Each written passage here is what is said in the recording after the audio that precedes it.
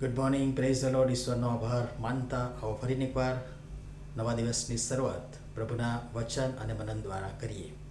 પ્રભુનું વચન કહે છે, પણ દુષ્ટતાના બંધનો છોડવા, દબાયેલાને મોકળા કરીને વિદાય કરવા અને વળી સર્વ ઝૂંસરીને ભાંગી નાખવી, જે ઉપવાસ હું પસંદ કરું છું, શું એ નથી?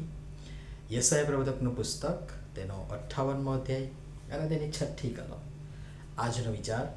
ખ્રિસ્તમાં અતિ પ્રિયવાલા મિત્રો, પ્રભુ ઈસુ ખ્રિસ્તના સુમધુર નામમાં આપ સર્વને સવારની પ્રેમી સલામ. પરમેશ્વર જે ઉપવાસ પસંદ કરે છે અને આપણે જે ઉપવાસ કરીએ છીએ અને આપણને તેમજ બીજાને પસંદ પડે તેવા પ્રયત્નો કરીએ છીએ, આ બંનેમાં આસમાન જમીનનો ફરક છે.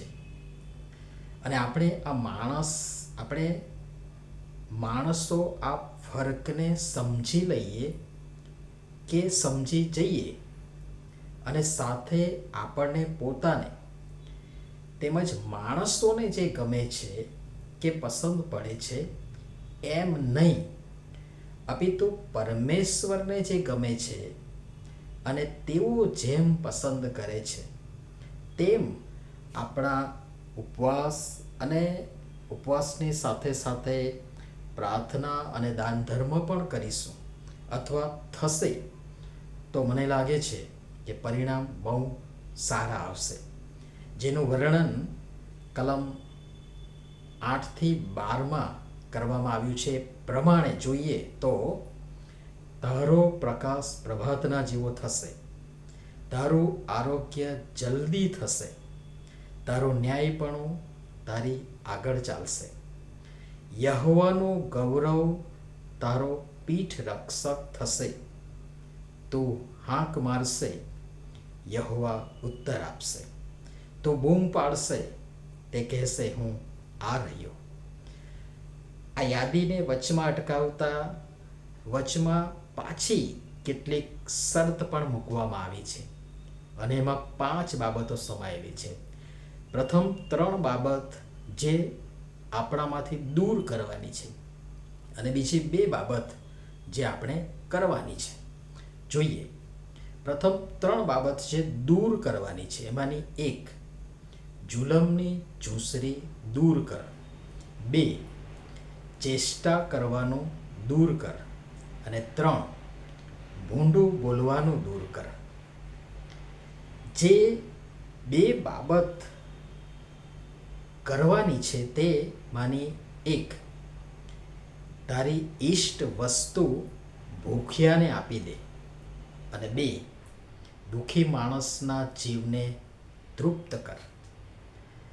તો ફરી ખાતરીદાયક વચનોની યાદી આગળ વધારતા ઈશ્વર આગળ દબાવે છે અને વધારતા કહે છે કે, તો તારો પ્રકાશ અંધકારમાંથી ઝળકી ઉઠશે, તારો ગાઢ અંધકાર બપોરના જેવો થઈ જશે, યહોવા તને નિત્ય દોરશે, સૂકવણાની વેળાએ તારો જીવ તૃપ્ત કરશે, તે તને નવું બળ આપશે, તું સારી રીતે પાણી પાયેલી વાડીના જેવો થઈશ, ઝરાના અખૂટ પાણીના જેવો થઈશ.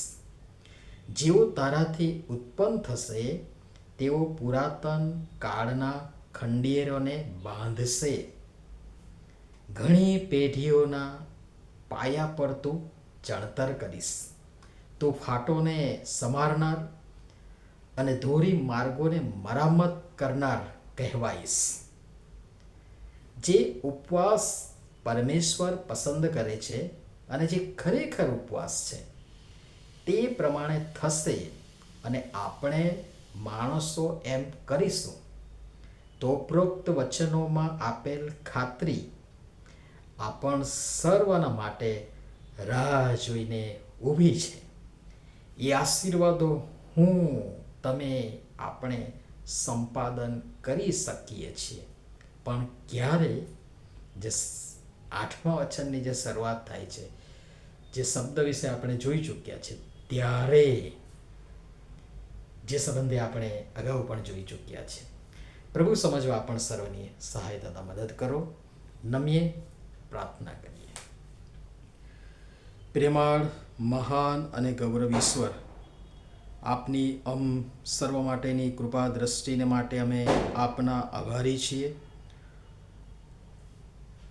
અમને પોતાને તથા માણસોને જે ગમે છે કે પસંદ પડે છે એમ નહીં, કિંતુ આપને જે પસંદ છે અને આપ જે ઉપવાસ પસંદ કરો છો તે સમજવા અને એ પ્રમાણે કરવા કૃપા કરી સર્વની તમે સહાય તથા મદદ કરો. પ્રભુ ઈસુના નામમાં આમેન. ધન્યવાદ.